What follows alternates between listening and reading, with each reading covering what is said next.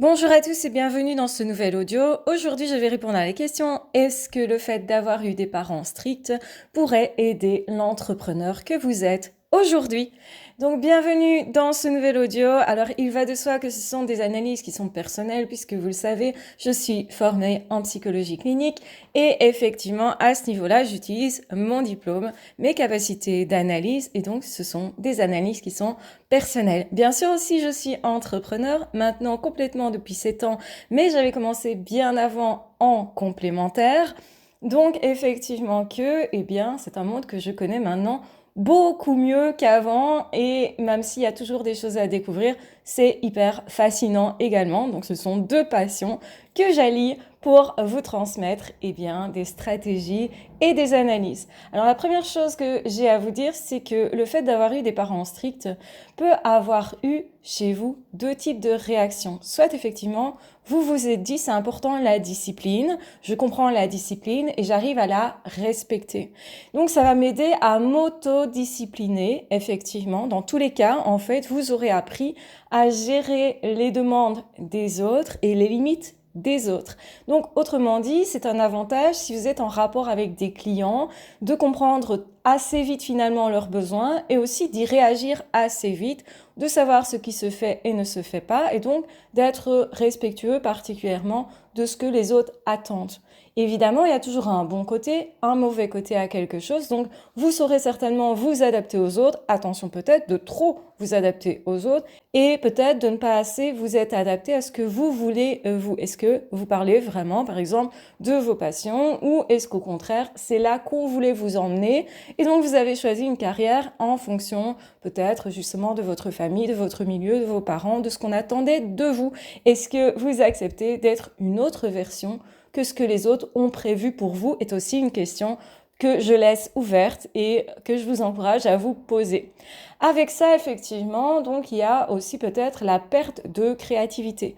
Une famille qui est extrêmement rigide peut vous empêcher de vous exprimer, de faire attention à vos propres besoins et donc du coup de vous pousser finalement au burn-out, donc au perfectionnisme, mais aussi à des limites non respectées de vous en fait. Donc de vos efforts à vous. Donc vous aurez effectivement peut-être une niaque de réussir. Vous aurez peut-être aussi des preuves à apporter supplémentaires. Vous allez peut-être inconsciemment vous dire, si je réussis, mes parents vont être enfin fiers de moi, je vais enfin être reconnue, peut-être parce que vous n'avez jamais été. Des parents très stricts pourraient justement imposer des règles hyper strictes et oublier de féliciter derrière. Donc la question est, est-ce que de temps en temps, vous êtes en train de vous féliciter? Est-ce que vous avez adopté cette attitude de vos parents? Souvent, en réalité, inconsciemment à nouveau, on a des façons de travailler qui correspondent avec comment j'étais par rapport aux règles, comment j'étais par rapport à l'école, comment j'étais déjà dans mon travail donc scolaire et comment aujourd'hui, en tant qu'adulte, je peux manœuvrer pour créer quelque chose qui peut être un entre-deux. Je peux et je dois avoir une autodiscipline. C'est un avantage énorme pour un entrepreneur qui doit gérer son temps, qui doit gérer ses obligations, mais qui doit aussi garder une place pour sa créativité, son inventivité et aussi une place pour son bien-être, son bonheur. Donc il faut effectivement avoir une discipline, mais sans se brimer tellement qu'on s'empêche d'être heureux et de vivre. Et effectivement, on retrouve ça dans le burn-out, généralement, une exigence très élevée par rapport à soi, une incapacité de se féliciter, d'être satisfait de soi et donc incapable de s'arrêter parce que finalement, on court toujours derrière sa propre approbation et cette approbation peut être aussi du monde extérieur, de ses clients, de d'autres personnes, de sa famille, de son mari, de sa femme, ça peut être de plein de personnes possibles. Donc, est-ce que vous vous arrêtez pour de temps en temps vous gratifier? Ça peut être vous payer quelque chose qui vous fait vraiment plaisir. Ça peut être aussi s'arrêter simplement pour profiter du moment présent, pour passer un moment dans une promenade qui soit sympa, parce que vous avez du temps, parce que justement vous avez bien travaillé Derrière, effectivement, il y a le repos du guerrier que vous allez vous attribuer pour quelques heures et c'est tout à fait OK. Donc, est-ce que vous êtes en train de réguler correctement les moments où vous donnez de vous énormément et les moments où vous prenez du temps pour vous? Et ça aussi, ça doit se jauger, s'évaluer. Et parfois, quand on vient de devenir entrepreneur, tout ça, on n'arrive pas à le réguler correctement. Du coup, on va se sentir énervé ou épuisé. Ou on va se sentir justement dans une forme de néant parce qu'on n'arrive pas à avancer. On n'a pas trop la niaque, on n'est pas un moteur, nous, tout seul. Donc, vous l'aurez compris, respecter les limites des autres, respecter ses propres limites, fait qu'on est en équilibre. Et cet équilibre est à atteindre si vous voulez durer sur le long terme. Si vous voulez juste gagner de l'argent là maintenant tout de suite, pendant 1 année, 2 années, et puis ne plus rien faire derrière, ne plus être entrepreneur, parce que vous pensez que c'est ça qu'il faut faire, eh ben oui, vous pouvez tout donner et y aller à l'arrache, mais c'est pas ce que je recommande parce que derrière, vous allez frôler possiblement à certains moments le fameux burn-out avec tout justement émotionnellement, l'inconfort, la souffrance qui va avec. Et évidemment, si j'ai fait la psycho, c'est pas pour vous encourager vers de la souffrance et le fait de se maltraiter soi. Parce que quand on est entrepreneur, on doit se poser cette question, est-ce que je suis pas en train de me maltraiter ou est-ce que je suis pas en train de trop me laisser vivre? Ces deux questions, elles vont cohabiter et vous allez le remarquer si vous êtes entrepreneur que effectivement c'est quelque chose d'essentiel dans votre vie. Quand est-ce que je mets beaucoup d'énergie et beaucoup d'efforts et quand est-ce que je me repose, j'arrête de faire des efforts pour laisser aussi le temps de goûter les choses parce que sinon si je cours tout le temps derrière quelque chose, je ne goûte jamais. Je ne vis pas vraiment ma vie en fait. Je vais faire en sorte d'espérer un jour avoir la vie que je veux, mais sans profiter de tout ce que j'ai aujourd'hui. Et donc, c'est important de regarder ce que j'ai aujourd'hui. Est-ce que je prends le temps de le goûter, de l'apprécier?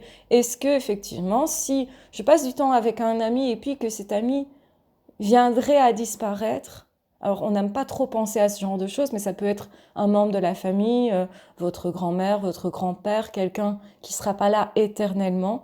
Si vous ne profitez pas maintenant de la présence de vos proches, des personnes que vous aimez, ou d'un voyage, parce que c'est maintenant que ça se passe, et que vous allez travailler durant votre voyage, plutôt que de profiter de ce voyage dont vous rêviez, vous allez organiser comme un militaire des réservations pour votre voyage, pour faire un maximum de choses, est-ce que vous allez en profiter? Est-ce que vous n'allez pas vous épuiser, puis finalement, vous allez courir d'un point à l'autre? Oui, vous aurez peut-être vu ce que vous vouliez, mais sans vivre justement le côté c'est magnifique, je prends le temps d'apprécier, ça me touche, etc.